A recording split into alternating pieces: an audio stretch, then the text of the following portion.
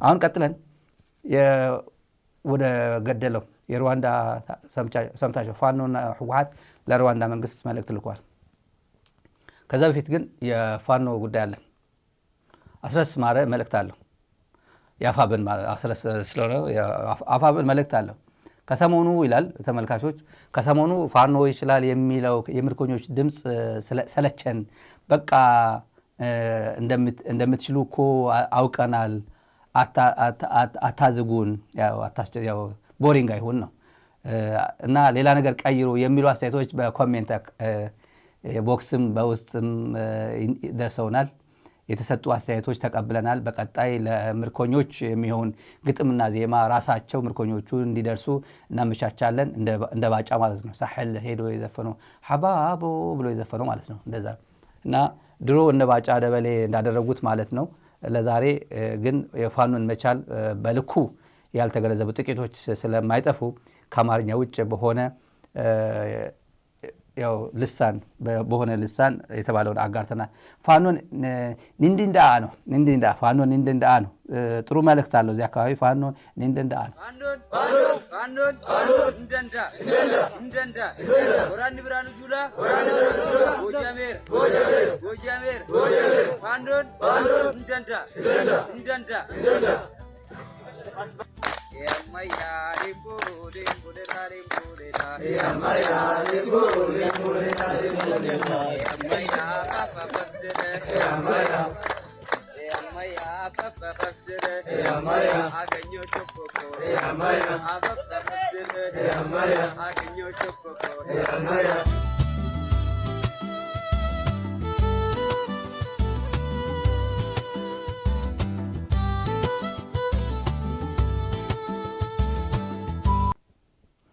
ወራና ብርሃኑ ጁላን ምንድነው ጎጃም ምንድነው ይሆናል ያው ተማርኳል ማለት ነው። ወራና ብርሃኑ ጁላ የብርሃኑ ጁላ ጦር ተማርኳል ነው ያሉት። የሆነ ነገር ብለዋል። ለማንኛውም ይሄ አሰስ ማለት ቀላል መልእክት አይደለም። ወደ ሌላ ከመሄዳችን በፊት ትንሽ በዚህ እናርጎ ብዬ ነው። በተረፈ ቲፒኤልኤፍ ደብዳቤ ልኳል፣ ፋኖም ደብዳቤ ልኳል ለሩዋንዳ መንግስት። ሩዋንዳ የተፈጸመው ጄኖሳይድ ያው አኒቨርሳሪ ለማስታወስ ያክል ልኳል። ፋኖ ኃይሎችም ልኳል። ትላንት ነው የላኩት። ቲፒኤልኤፍ ዛሬ ነው የላከው ለሩዋንዳ መንግስት። ብዙ ጊዜ ቲፒኤልኤፍ በየአመቱ ነው የሚልከው። በነገራችን ላይ በጣም ረጅም አመት ታሪክ ነው ያላቸው። ከኢህአዴግ ጀምሮ የሩዋንዳ መንግስት የጄኖሳይድ ሰርቫይቨርስ ነው። አገሪቱ ከዜሮ አንስቶ እንዴት አይነት መንግስት እንደሰራ እንዴት አይነት ሀገር እንደሰራ ሰው በሙሉ ሩዋንዲዝ መሆን ነው የሚፈልገው። በተለይ ኢትዮጵያውያን ሩዋንዳ ሲሄዱ ምን አይነት ሀገር እንደሄዱ የምታውቁት ነው። እና የቲፒኤልኤፍ ሳመሪና የፋኖ ሳመሪ ተመሳሳይ ነው። የህወሓት መልእክት ለሩዋንዳ ምንድን ያለው የአጋርነት መግለጫ ነው። አንደኛው በ1994 የሩዋንዳ የቱትሲ ዘር ማጥፋት መታሰቢያ ቀን ምክንያት ለፕሬዝዳንት ፖል ካጋሜ የተላከ የሀዘንና የአጋርነት መልእክት ነው ይላል። ለሰለባዎቹ የተሰጠ እውቅና ነው። ሌላኛው መልእክት ከ1 ሚሊዮን በላይ ለሆኑ ሰለባዎች እና ለተረፉት ጽናት እውቅናም ሰጥቷል። የሩዋንዳ መልሶ ግንባታም አድንቋል። ሩዋንዳ አገሪቱን ለመገንባት ለአንድነትና ለእርቅ ያደረገችው ጥረት ተጠቅሷል በደብዳቤው በቲፒኤልኤፍ ደብዳቤው። ሌላም የትግራይ ሁኔታም በዚህ ላይ ደብዳቤው ጠቅሷል። የትግራይ ህዝብ በአሁኑ ወቅት ቀጣይነት ያለው የዘር ማጥፋት ወንጀል እየደረሰበት እንደሆነ ይገልጻል ደብዳቤው። ሌላ ለፖል ካጋሜ የቀረበ ምስጋና ነው። ፕሬዚዳንት ፖል ካጋሜ በትግራይ ያለው ሁኔታ በግልጽ በማገዛቸው ምስጋና አቅርበዋል። ቲፒኤልኤፍ በላከው ደብዳቤ የመከላከል ጥሪም የጅምላ ጭፍጨፋዎች ለመከላከል የቅድመ ሁኔታ ማስጠንቀቂያዎች በሙሉ ሁሉ ዓለም በሙሉ ሊገነዘቡ የሚገባ ነው ብሎታል። ይሄን ሌላ ሀፕን እንዳያደርግ ማለት ነው። የአማራ ፋኖ እንትን ደግሞ በዋና ነጥቦቹ ለሩዋንዳ መንግስት የላከው መታሰቢያነቱን አስታውሷል። የ1994 በሩዋንዳ በቱትሲዎች ላይ የደረሰው የዘር ማጥፋት 32ኛ ዓመት በማሰብ ለተጎጂዎች ያለውን አጋርነት ገልጿል። ፋኖ የሁኔታዎች ንጽጽርም የኢትዮጵያና የሩዋንዳ ጉዳይ አነጻጽሯል። አሁን በኢትዮጵያ በአማራ ህዝብ ላይ እየደረሰ ያለው ግፍ በሩዋንዳ ከነበረው ጋር ተመሳሳይ የሆነ የህልውና ስጋት ነው ብሎታል። ፋኖ የዓለም አቀፍ ማህበረሰብ ሚና በተመለከተ ደግሞ ዓለም አቀፉ ማህበረሰብ በሩዋንዳ የፈጸመውን የታሪክ ስህተት በኢትዮጵያ ላይ እየደገመ ነው ሲል ፋኖ ኃይሎች በደብዳቤያቸው ገልጿል። የአፋብን ማለት ነው። የዚህ ትግል በተመለከተ ንቅናቄው የመጥፋት አደጋን ለመከላከል ከሩዋንዳው አርበኞች ግንባር አርፒኤፍ ተሞክሮ በመነሳት የትጥቅ ትግል መጀመሩን አስታውቋል። ይሄ በጣም ወሳኝ የሚባል መልእክት ነው። በጣም ወሳኝ የሚባል መቀጠል ያለበት ነው። ተመልካቾቻችን ሌላ ተመልካቾች ሌላ ወደ እንትን እንሂድ። ወደ የአሜሪካ መንግስት ጉድ ይዞ የወጣው የአሜሪካ መንግስት የግብርና ተቋም አዋርዶታል የኢትዮጵያ መንግስት። እኔ በእውነት የት ነው ሀገር ቢባል ኢትዮጵያ ነው ኢትዮጵያ አይደለም ኢትዮጵያዊ ነው የሚመስለው ግን ኢትዮጵያ አይደለም የሚባልበት ዘመን ነው። ወይ አዩ ፍሮም ሲባል አዩ ፍሮም ኢትዮጵያ ካለ ድሮ ኮራ ብሎ አሁን ግን ነው መስላለሁ ነው ሌላ ሀገር ነው። ይሄ ውሸት መንግስት የኢትዮጵያ ስንዴ አጭር ትንተና በ2025-26 ላይ የቁጥር ንጽጽር ተመለከተ። የቁጥር ንጽጽሩ መግቢያ እንትኑ ላይ ምርት በተመለከተ መንግስት የሚለው ከ25 እስከ 30 ሚሊዮን ቶን እንትን ይላል። ተመልከቱ አገኘው ይላል። መንግስት ደግሞ የአሜሪካ መንግስት ምን አለው? 7 ያገኘው አለው። ልዩነቱ 4 እጥፍ ነው ልዩነቱ። መንግስት 7 ሚሊዮን አለው የአሜሪካ መንግስት፣ የኢትዮጵያ ግን ከ25 እስከ 30 አገኘው ይላል። 4 እጥፍ ነው የዋሸው ውሸቱ። እና ገቢ ስንዴ በተመለከተ ተመልከቱ አቁመናል ይላል። ገቢ እኛ ኢምፖርት ማድረግ አቁመናል ነው የኢትዮጵያ መንግስት አቁመናል። አሜሪካ ደግሞ ምን አለች? 1.4 ሚሊዮን አስገብታል አለው። ታስገባለህ፣ ለወደፊትም ታስገባለህ ነው። የ25-26 ሪፖርት ነው። ተቃራኒ ነው፣ ኮምፕሊትሊ ነው። 1.4 ሚሊዮን ቶን ኢትዮጵያ እያስገባች እና ገና ማስገባቴን እቀጥላለሁ፣ እርዳታዬን እቀጥላለሁ ነው የሚለው። መንግስት ግን አቁመናል ነው ያለው። ዋጋው የተረጋጋ ነው ብሎታል የኢትዮጵያ መንግስት፣ የተረጋጋ ነው። የአሜሪካ መንግስት ግን የ28% ጭማሪ አለው። ከፍተኛ ልዩነት ነው። እና ይሄ የሰውየው ጉድ ብናስታውሰው በእውነት ስንዴ ካሰብነው በላይ ያመረት ነው። የስንዴ ችግር ኢትዮጵያ ውስጥ የለም። በቂ ምርት ነው ያለው። ነግሬያችኋለሁ። ኢትዮጵያ ኤክስፖርት አደርጋለሁ ስትል አካባቢ ሀገራት ላይ ይፈሳል ብያችሁ ነበር። የሆነው እንደሱ ነው። አፍስሰውታል አካባቢ ላይ። የኛ የስንዴ ዋጋ ኤክስፖርት እንኳን ያደረግንበት ዋጋ ኬንያ፣ ሱዳን ካለው ይበልጣል። የክረምቱ በጣም በርካታ ምርት አግኝተናል። አሁን በጋ ከ1 ሚሊዮን ሄክታር በላይ ነው ያረስነው። ሃርቨስት እያደረግን ነው። በኋላ ማስቀመጫ ምን ይቸገራል? በኋላ ተመልከቱ፣ ምርት ፈሶ በቃ ሞልቶ ማስቀመጫ ጎተራን ልናጣ ነው። የስንዴ ጎተራ ልናጣ ነው። ግን አሜሪካ ያለችው 1.4 ሚሊዮን ኩንታል እናስገባለን፣ በየአመቱ ታስገባለህ። ተመልከቱ 1.4 ሚሊዮን አስገብታል። ብዙ ነው የምታስገባ፣ አሁንም ታስገባለህ። እንትኑ ተወዷል። አሁን ያለው ገበያ የስንዴ ገበያ ተወዷል። በከፍተኛ ነው እየሸጥክ ያለው፣ በየጊዜው እየተወደደ። ሰውየው ግን ጎተራችን ሞልቶ ማስቀመጫ እያጣን ነው ብሏል። ተመልካቾች ከኢራን ኤምባሲ ምንጮቻችን ያገኘነው መረጃ ልንገራችሁ። ጉድ አዲስ አበባ ያለው ኢራን ኤምባሲ ደስተኛ አይደለም፣ ያውቃል። ምክንያቱም እያንዳንዱ ኤምባሲ የሀገራቸው ሪፖርት አሁን ባለው አሰላለፍ ላይ ኢትዮጵያ ከማን ጋር ነች ያለችው፣ ሱዳን ከማን ጋር ነች ያለችው፣ ማንም የዓለም ሀገር ከማን ጋር ነው ያለችው፣ እስራኤልን ነው የምትደግፈው ወይ አሜሪካን ነው የምትደግፈው ወይስ እኔን ነው የምትደግፈው የሚለው ትልቁ መመዘኛቸው ነው። አብይ ያው ጦልጦል እያለ እኔ እኮ በክፉ ጊዜ መጣውልህ ብሎ ለማስደሰት ብሎ ሰውየው ጋር ሄዶ በግለሰብ ደረጃ ያላቸው ግንኙነት የኢትዮጵያ ግንኙነት በማስመሰል ሄዶ እሳት ውስጥ ቀቅሏታል ሀገሪቱን። እና በእውነት አብይንና ኢትዮጵያውያንም ለይቶ የሚያውቅ ኤምባሲ ነው አዲስ አበባ ያለው የኢራን ኤምባሲ። ጠቅላይ ሚኒስትሩ መሪዋና ህዝቧን ለይቶ የሚያውቅ ነው። አንድ ከፍተኛ የኤምባሲ ባለስልጣን ነገሩኝ ብሎ ለምንጫችን የነገረው አብይ ስቱፒድ ነው ይሏል ብሎታል። እንዴት እንደዚህ አይነት ፖለቲካ ውስጥ ይገባል?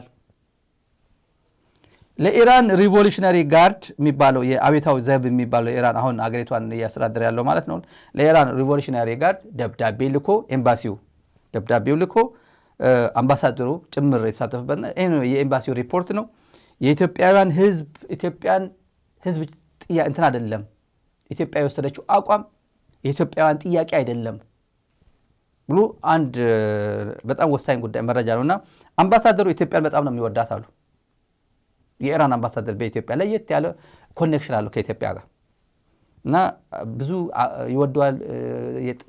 ያው ኢትዮጵያና ያው ፐርሺያ ያው የምታውቁት ረጅም ጊዜ ታሪክ ያላቸው ናቸው የኢራንና ኢትዮጵያ ማለት ነው እና ከኃይለ ሥላሴ ከንጉሱም ብዙ ዓመት አለና ኮኔክሽን አለው። አምባሳደሩ ኢትዮጵያን በጣም ነው የሚያከብረው እና የኢራን መንግስት ደግሞ እዛው ሆርሙዝ እዛ ላይ ተይዛ ያለችው እንትናለች እዛ ላይ እሱን በተመለከተ ኢትዮጵያ ውስጥ ያጋጥም ያለው ሌላ ችግርም ይሄን ኮንሲደር አድርጎ ለኢራን ሪቮሉሽነሪ ጋርድ የሚመራው ወደ መንግስት ልኮ ቢያንስ አንድ መርከብ ቢላክላቸው ብሎ ደብዳቤ ልኮ አንድ መርከብ ተፈቅዶላት አሁን ጅቡቲ ተጠግታለች ሰምተናል። ተጠቃውን ከኤምባሲ ምንጮቻችን ያገኘነውና ለህዝቡ ስንል እንልቀቅላቸው የሚል መልእክት ነው ወደ ኢራን የላከው። የሰማነው እሱ ነው። መሪያቸው እንኳን ደደብ ነው ምንጫችን ነው እንደዛ የሚል መሪያቸው እንኳን ደደብ ነው፣ ግን ህዝቡ መልካም ነው። ህዝቡ መልካም ነው። ቢያንስ አንድ መርከብ ከዛ በኋላ ሌላ አማራጭ እስኪወስዱ ድረስ ቢያንስ አንድ መርከብ እንኳን ቢላክላቸው ብሎ ደብዳቤ ልኮ ነው የተለቀቀው ብሎናል። እና ከኢራን ጎን እንቆማለን የሚል ሪፖርት ኢራን ኤምባሲ አንድ ሪሰርች አለ። እየገባችሁ ቢሆን የምትደግፉ ከሆነ ቼክ ማድረግ ትችላላችሁ። ወይ ነው ወይስ ነው። ኢራን ኤምባሲ ከኢራን ጎን እንቆማለን የሚል አንድ ፔጅ የተከፈታሉ አሉ። ፌስቡክ ፔጁ እኔ ቼክ አላደረኩትም፣ ግን ምንጫችን ይነገረን ነው። ከኢራን ጎን እንቆማለን የሚል ፌስቡክ ፔጅ ሶሻል ሚዲያ ተከፍቶ በጣም ብዙ እንደ ሪሰርች ነው የተጠቀሙበት። የኢትዮጵያውያን ምንድነው የኢትዮጵያውያን ለፍትህ ወይም ኢራን ነው የሚደግፉት እስራኤል ነው የሚደግፉት ያው ሶሻል ሚዲያ ላይ ያለው አይደል እዛው የሆነ ዘምዘም ጎራ ለብሱ እንትን የሚያደርገው በመርህ ደረጃ ሳይሆን አንዳንዱ በሃይማኖት አንዳንዱ በጥቅም ደብልጽግና ከሆነ ደግሞ ማን ነው ብር የሚሰጠኝ ማን ነው ድሮን የሚሰጠኝ ያው የምታውቁት ነው ያለው አስተላለፍ እና ሪሰርች ለመስራት ብሎ ኤምባሲው ያዘጋጀው ከኢራን ጎን እንቆማለን የሚል ፔጅ አዘጋጅቶ በርካታ ሰው ነው ፎሎ ያደረገው እና በርካታ ሰው ነው ሪአክት ያደረገው። ከናንተ ጎንነን የሚል ብዙ ሰው የጻፈበት ነው አሉ። ይሄን ኤምባሲው አስደስቶታል። አዲስ አበባ ያለው ኤምባሲ የሰማነው ነው እና ምናልባትም በዚህ ይሄን ያለው ኢትዮጵያውያን የኛ ችግር ገብቷቸዋል፣ እኛ እየተደበደብ ገብቷቸዋል። መሪያቸው ግን ከአረብ ኤምሬት ጋር ሆኖ የዚህ ደጋፊ ሆኗል፣ ከእስራኤል ጋር ደጋፊ ሆኗል እና ብንለቅላቸው የሚለው ምናልባትም ከዚህ የተነሳ ነው ብሎናል። ሪሰርች አድርጓል ኤምባሲው ነው የተባለው። በሌላ በኩል ደግሞ የኢትዮጵያ አምባሳደር ኢራንን በተመለከተ ያለው አምባሳደር ኢራን አላት አምባሳደር በጎረቤት ሀገር የኢራኑ ድሮ በኢህአዴግ ጊዜ የነበረው ተዘግቷል ይመስለኛል። የለም አምባሳደር ፈይሰል አሌ የሚባለው ፈይሰል አሌ አይ ቲንክ ወይ ኦሮሞ ነው ይመስለኛል፣ ወይ ኦሮሞ ወይ ሶማሌ ነው፣ ግን ያው ድሬዳዋ ሀረር ያደገ ሰው ነው የምታውቁት። ፈይሰል አሌ የሀረር ድሬዳዋ ሰው ነው። ለኳታር ለየመንና ለኢራን ነው ሄድኳርተሩ ኳታር ነው። ተጠሪነቱ ግን ለየመንም ለኢራንም ነው። ምንም አይሰራም ብሎናል።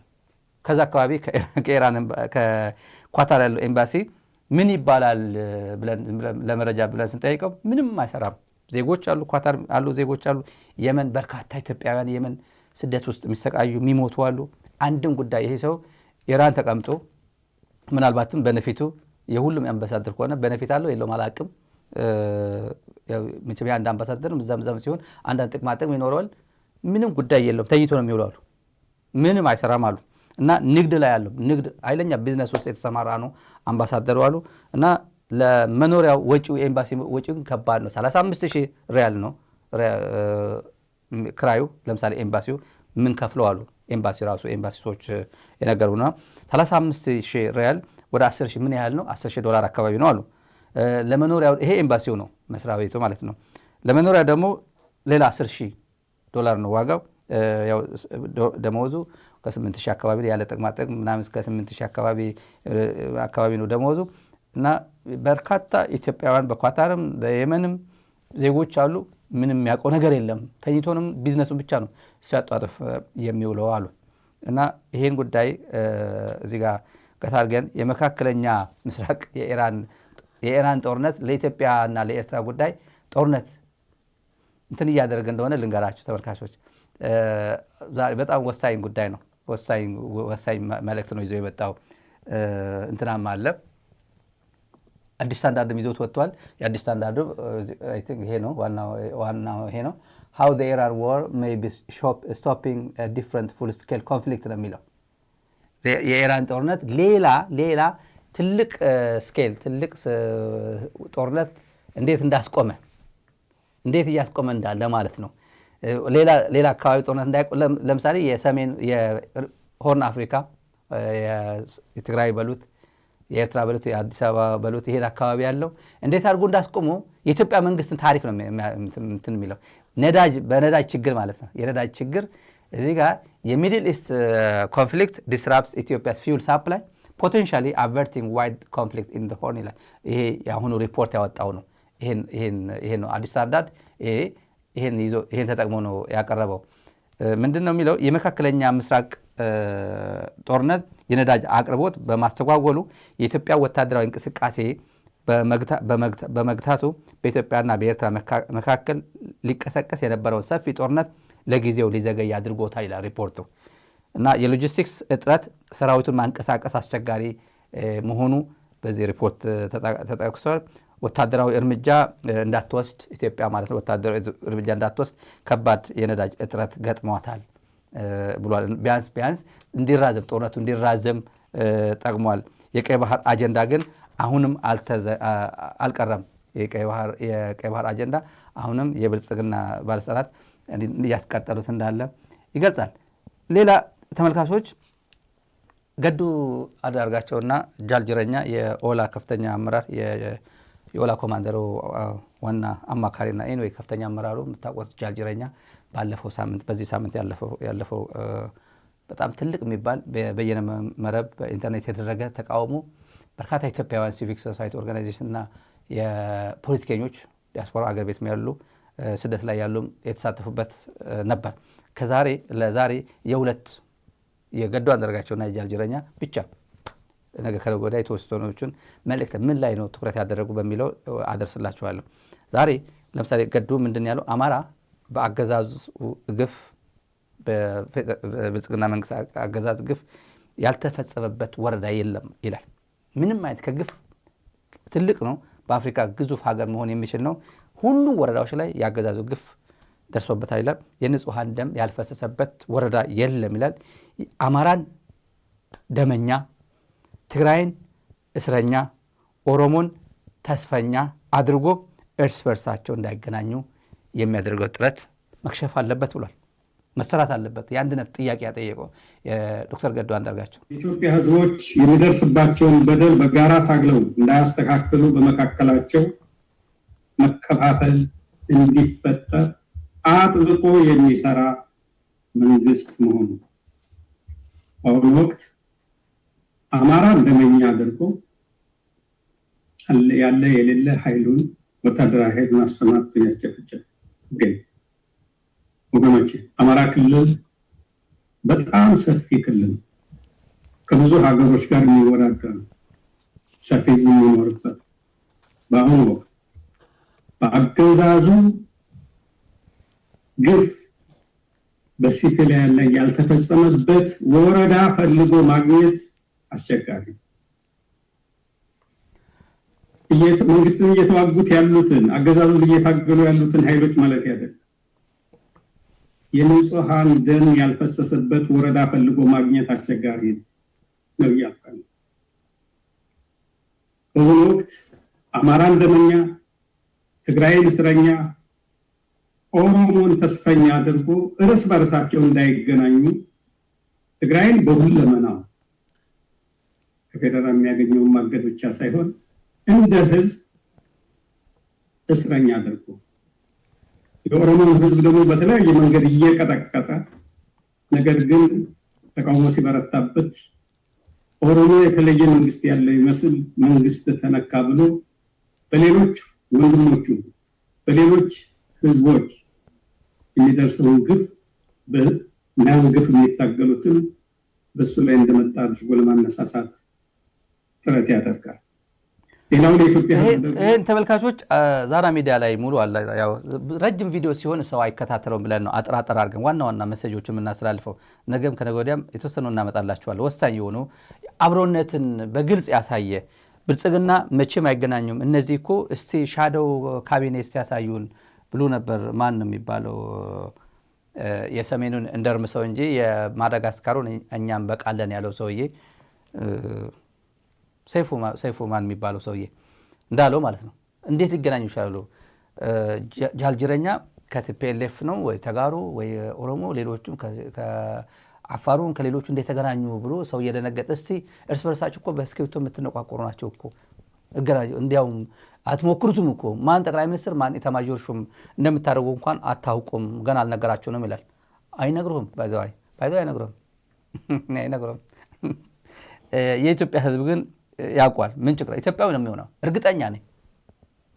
ኢትዮጵያዊ ነው የሚሆነው። አብይ አህመድ የሚተካው የአረብ ኤምሬት ተላላኪ የምናምን ተላላኪ ሳይሆን ኢትዮጵያዊ ነው እንትን የሚያደርገው በኃይል እገሌ ስለወደደ እገሌ ስላደረገው አይደለም። ከቻይና አይመጣ ከናይጄሪያ አይመጣ። ስለዚህ ከየትኛው ብሔር ነው ብሎ ጥያቄ ከሆነ እሱ ጥያቄ አይደለም። የመጀመሪያ ይሄ መንግስት የሁሉም ጠላት መሆኑ እወቁ ብሏል። ጃልጅረኛም በአማራ ስም በትግራይ ስም አጠገቡ የተኮለኮሉት ጭምር ጠራርገን እናባራቸዋለን ብሏል። ያው በአማራ ስም አሉ። ተመስገን ጥሩነህ እኮ ምክትል ጠቅላይ ሚኒስትር እኮ ነው። የምሬ ነው። ምክትል ጠቅላይ ሚኒስትር እኮ ነው ተመስገን ጥሩነህ። የሚያውቀው ተአምር አለ እንዴ? አብይ አህመድ ወደ ከትግራይ ጋር የሚያደርገው ጦርነት ተመስገን ጥሩነህ ያውቃል እንዴ? አብይ አህመድ አማራ ክልል ለሚደረጉ አንዳንድ ውሳኔዎች ላይ ተመስገን ጥሩነህ ኮንሳልት ይደረጋል እንዴ? አይደረግም እኮ። የሚያውቀው ተአምር የለም እኮ። ምስሌ ናቸው እነዚህ። ጌታቸው ለምንድን ነው የሚፈልገው? ጌታቸው ትግራይን ለመስደብ ብቻ፣ ትግራይን የሆነ ቁስል እንትን ለማድረግ ለማከክ። እናንተ እኮ እኛ እዚህ ሞተን እኮ እዚህ እኮ ቆስለን እኮ ባንዳዎች አሉ፣ እዛ የተኮለኮሉ ባንዳዎች አሉ። አድዋ እኮ እንዴ ማን ዮሐንስ መንጋግ የሚባለው ጀነራል ዮሐንስ መንጋግ እኮ ምን አለ ሰሞኑን አንድ ሰው ቆርጦ ልኮልኝ ነው እየረሳኋት አመጣታለሁ እያልኩ በትግርኛ ነው የሚሆነው። ጽያፍ ቋንቋ ጽያፍ ነው። በህወሓት የአድዋ የበላይነት ነበረ አለ፣ አሁንም ድሮም ነበረ አሁንም አለ። አሁን ይሄ የአድዋ የበላይነት የሚባለው አድዋ የምትባለዋ የድሮ አወቃቀር ነው፣ የደርግ ጊዜ ነው በነገራችን አድዋ እንጂ እቺ ከተማ ማለቱ አይደለም። ኢንክሉዲንግ ሂምሰልፍ ነው አድዋ ነው። እሱ ዳጋ አርዌ አድዋ ነው። ወደ ሸብር እሱም አሉ ነበሩ ከተባለ እነሱ ናቸው። እኔ የተቀጠቀጥኩት እኔ የትግራይ የበላይነት የተባልኩት ወንድሞቼ፣ ጎረቤቴ፣ ህዝቡ የትግራይ ህዝብ ይሄን ሁላ ሚሊዮን ሲቀጠቀጥ የነበረው እነዚህም ጭምር የነበሩበት ነው። ይሄ እኮ የጀነራል መንጋግ ህንፃ ነው፣ ይሄ እኮ የእንትና ህንፃ ነው፣ ይሄ እኮ ወደ ሸብር ነው ምናምን እየተባለ ከነበረ ነው ማለት ነው። ትላንት እዚህ ላይ እነ ለማ መገርሳ ማንም የህዝብ የበላይነት ሆኖ አያውቅም ብሎ ሚዲያ ላይ ያቀርባንላቸዋል። በተአምር ይሄ ፕሮፓጋንዳ አደጋ ውስጥ ይከተላልና ሀገር ብሎ እነ ዶክተር ካሱ ይላል የድሮ የኢህአዴግ ንግግሮችን አምጥቼላችሁ ነበር እዚህ ፕሮግራም ላይ። እነዚህ ከተጣሉ በኋላ ቅርጥፍጥፍ አድርገው በተጋሩ ስም 27 ዓመት ጀነራል ገሌ የተባሉ ኢሳትም ኦኤምኤንም 50 አለቃ አይቀረው፣ ጀነራል አይቀረው፣ ሚኒስትር አይቀረው፣ ዘበኛ አይቀረው፣ የገሌ ጸሐፊ 50 አለቃ ገሌ ነች፣ እገሌ የሚባል የዚህ የክፍለ ጦር አዛዥ እገሌ ነው እያለ ሲጠቅስ ልሙትልህ ለሚለው ሰራዊት ጭምር በወታደርነት አይቀናም ነበር እኮ። ይሄ የከፋ ተወላጁ የከፋ ነው። ሰሞኑ ደግሞ ስሙ ደመላሽ ነው። ደመላሽ ብሎ ጎንደር ይማረካል እንዴ? ጎጃም ይማረካል እንዴ? ደመላሽ የሚባለው የከፋው ሰውዬ ሌተና ኮሎኔል ነው። በኢትዮ ኤርትራ ጊዜ ነው የገባው። ተመልከት፣ ብዙ ዓመት ሲንከራተት የነበረ በፋኖ እጅ ወደቀ። ይሄ ኮሎኔል ተብሎ ደግሞ ስታዩት ነው ድክም ያለ ምንም ነገር ውስጥ የሌለው ነው። ይሄ ሀብታምም ሊሆን አይችል ሊዘርፍ አይችል። ሌተና ኮሎኔል ገና ታች ያሉት ለአቅመ ዘረፋ አልደረሱም እነዚህ ሰዎች።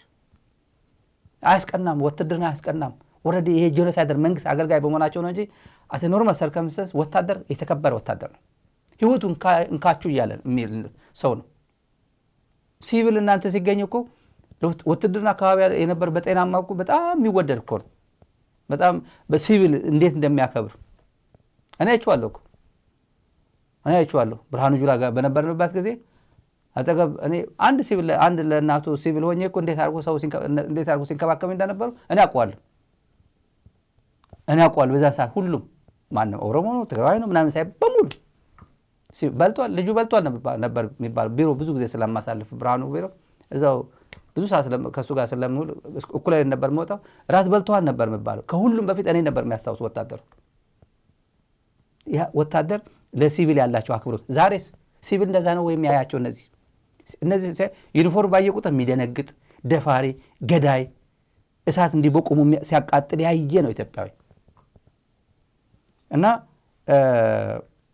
አሁን እነዚህ አጠገቡ ያሉት የአብይ አጠገቡ ያሉት በሙሉ እነጌታቸው በአካባቢ በምናምን የሚሳደቡ እነ መንጋግ ህወሓት ነው፣ ህወሓት የበላይነት ነበር። አሁን እንዳልኳቸው ህወሓት የበላይነት ነበር 27 ዓመት እንደዚህ ነበር ሲል ቆይቶ አዲስ አበባ የነበረ የህወሓት የበላይነት ነበር። አሁን መጥቶ ደግሞ የአድዋ የበላይነት አለ። ህወሓት እኮ መንጋግ ኮት የሚደረግ ሰው አይደለም። ፎርዛት ባተር ጨርሶ ንብረቱ ሸጡ። ኢትዮጵያ ውስጥ አንድ ንብረት የለውም፣ አንድ ንብረት የለውም። መቀሌ እዚህም ሸጦ የመጣ ልክ እንደ ሳሞራም ህንፃው ሸጧል። ዘንድሮ ጌታቸው ባለፈው ሳምንት ተሸጠው ሳሞራም ሸጧል። ሸጡ ከትግራይ ያለው ንብረት በሙሉ ሄዷል። ያየው ሁኔታ ነገሩ ያየሩ ንብረቱ ወይዘሩ ጥሩ ስላልሆነ ነው። ይሄም አዲስ አበባ ያለው ንብረት የለውም። ዮሐንስ መንጋግ የሰማነው እሱ ነው። ፓስፖርት የአራት ሀገር ፓስፖርት አስመጥቶ የት ልሂድ እያለ እንትን የሚያደርግ ነው። የሚሄድበት ቀን ቆርጦ አሜሪካ አልኖርም አውስትራሊያ ወንድሜ ጋር እኖራለሁ እያለ የሚናገር ሰው ነው። እኛ እንሰማለን ከጓደኞቹ።